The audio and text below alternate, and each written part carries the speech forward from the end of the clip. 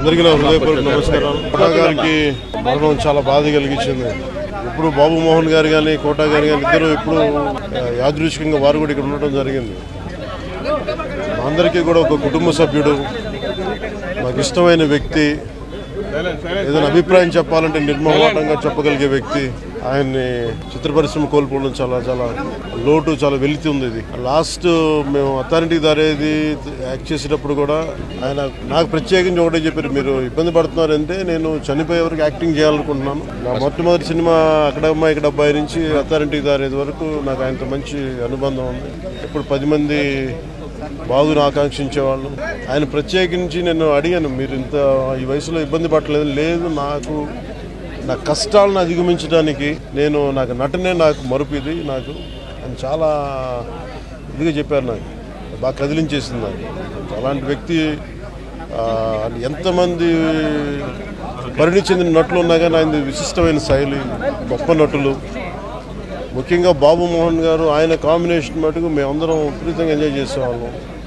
అలాంటి వ్యక్తి ఈ రోజున మేము కోల్పోవడం నిజంగా చాలా బాధ కలిగించింది. మనస్ఫూర్తిగా వారి కుటుంబ సభ్యులకి మనస్ఫూర్తిగా నా సానుభూతిని తెలియజేస్తూ వారి ఆత్మకి శాంతి చేకూరాలని మనస్ఫూర్తిగా ఆకాంక్షిస్తున్నాను, మనస్ఫూర్తిగా ప్రార్థిస్తున్నాను.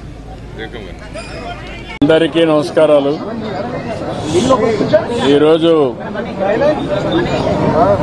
కోట శ్రీనివాసరావు గారు చనిపోవడం చాలా బాధాకరం. మొన్నటి వరకు చాలా ఉత్సాహంగా చలనచిత్ర పరిశ్రమకు ఎనలేని సేవలు అందించిన వ్యక్తి.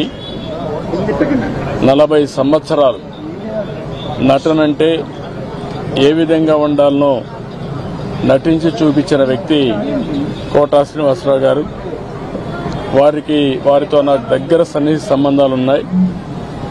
సమైక్య ఆంధ్రప్రదేశ్లో ముఖ్యమంత్రిగా ఉన్నప్పుడు కానీ, తర్వాత ముఖ్యమంత్రిగా ఉన్నప్పుడు కానీ, అదే సమయంలో ఆయన ఎమ్మెల్యేగా 1999లో నేను ముఖ్యమంత్రిగా ఉన్నప్పుడు బీజేపీ అలయన్స్తో ఆయన ఎమ్మెల్యే చేశాం. ఎమ్మెల్యేగా ప్రజాసేవలో కూడా బాగా రాణించాడు. సినిమా రంగంలోనే కాకుండా ప్రజాసేవలో కూడా బాగా కృషి చేసిన వ్యక్తి కోటా శ్రీనివాసరావు గారు. ఈరోజు మనందరం కూడా ఆయన డైలాగులు చూస్తే ఒకే సీన్లో ఏడిపించగలుగుతాడు, భయపెట్టగలుగుతాడు.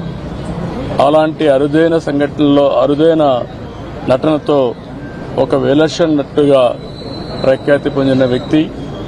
ఒక తెలుగే కాదు, తమిళ్, కన్నడ, హిందీ అనేక సినిమాల్లో 750 సినిమాల్లో నటించినటువంటి వ్యక్తి కోటా శ్రీనివాసరావు గారు.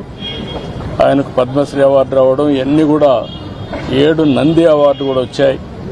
ఈ విధంగా అనేక అవార్డులు కూడా వచ్చాయంటే ఆయన చేసిన కృషి, ఆయన యొక్క ప్రతిభే కారణం. అలాంటి ఒక మంచి నటుడిని తెలుగు రాష్ట్రాలు కోల్పోవడం చాలా బాధాకరం. చలనచిత్ర పరిశ్రమ కోల్పోవడం చాలా బాధాకరం. అలాంటి వ్యక్తి పట్ల నా మరణం పట్ల నా ప్రగాఢ సానుభూతి తెలియజేసుకుంటూ, వారి కుటుంబ సభ్యులకు నా ప్రగాఢ సానుభూతి తెలియజేస్తూ వారి ఆత్మకు శాంతి కలగాలని భగవంతుని మనస్ఫూర్తిగా ప్రార్థిస్తున్నాను.